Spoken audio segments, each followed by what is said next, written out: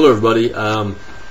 We're going to go over the 10 aspects of the jump training program and the 10 things that you need to focus on in order to obtain the maximum explosion capacity that your body has.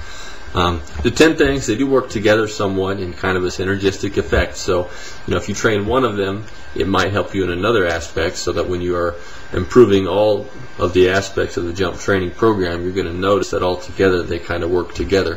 We call that synergy. It's kind of the buzzword for when things work together, and 1 + 1 = 3 type of thing. So there's the parts of the jump training program working together will create a whole that is greater than each one of them individually. That might be confusing, my bad.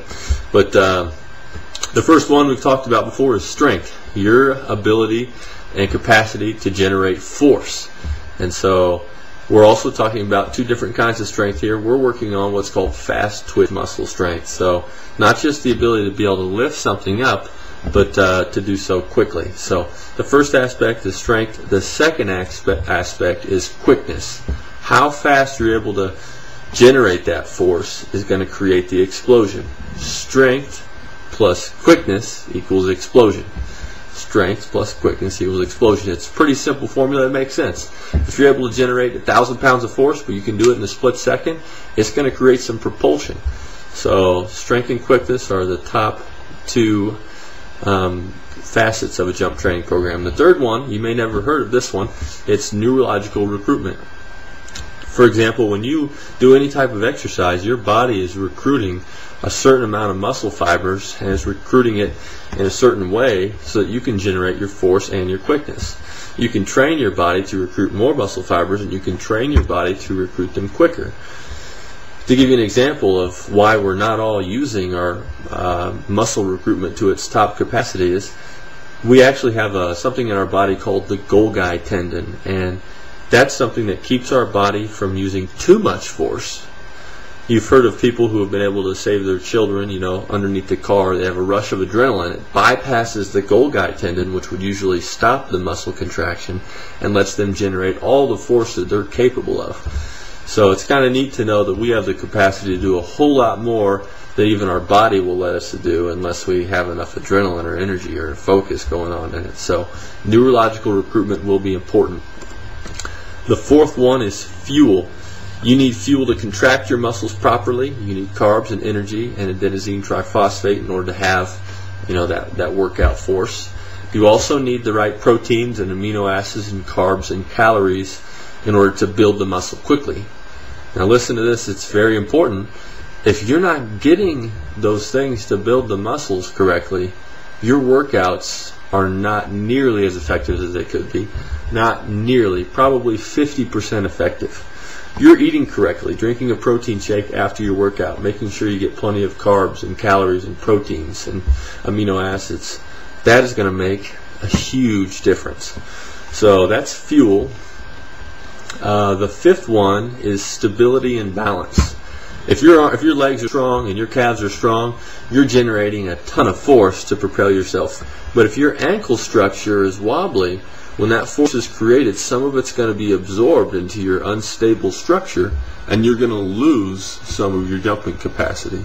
So the more you can strengthen your joints and the surrounding structures, the more efficient that's going to be as you drive through. So stability and balance are going to be a big deal. Also, the balance issue is if you're jumping off one foot, maybe you've had the time where you've had a breakaway and you're going down the court and you're going to throw down and you go off one foot and you've lost your balance kind of, and it's completely messed up the jump. Your legs wobbly, you're off balance. Your stability and balance are just going to grease the wheels to your explosion. The sixth one is form and flexibility. Now, form and flexibility work together. The reason why is because flexibility allows your muscles to do a full range of motion. For instance, if there's a punching bag here, imagine that, and I'm rearing back to hit the punching bag. If I only rear back this far and hit the punching bag, you might hit it pretty hard. But think if I were to rear all the way back and I had plenty of flexibility and range of motion of my arm to where I could take advantage of full momentum hitting that punching bag, it's going to be a whole lot harder of a hit. The same thing is true in jumping. Probably by making a few tweaks to your current form and by increasing your flexibility and range of motion, just in your arms, being able to bring your arms completely back and swinging them completely up and transferring any forward momentum to upward momentum as you take off towards the rim or towards the volleyball net or whatever your sport is, that's going to make a huge difference. I've seen a lot of people, they run up to the rim, they stop on a dime, and they go straight up. They're losing a lot of momentum that could be transferred into upward momentum instead of stopped and going straight up. The ninth one is very simple. It's just body composition. If you have excess fat on your body, it's going to be affected by gravity and it's going to be weighing you down a little more. So if you can keep yourself probably between 8 and 14% body fat, you're going to be in an optimum condition to go against gravity.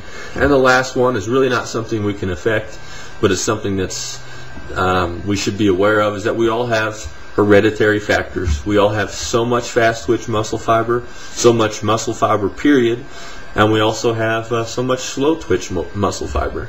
So some people are going to be more natural jumpers than others, but that doesn't mean that we can't strengthen the muscle fibers we do have to their maximum capacity. So just realize that, unfortunately, you cannot convert slow twitch muscle fiber to fast twitch muscle fiber yet.